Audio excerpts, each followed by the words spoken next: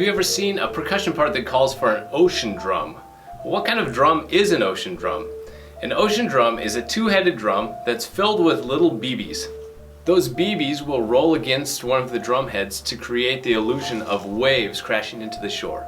Ocean drums will generally have one thicker head and one thinner head, which will give you a variety of timbres depending on which head is facing up.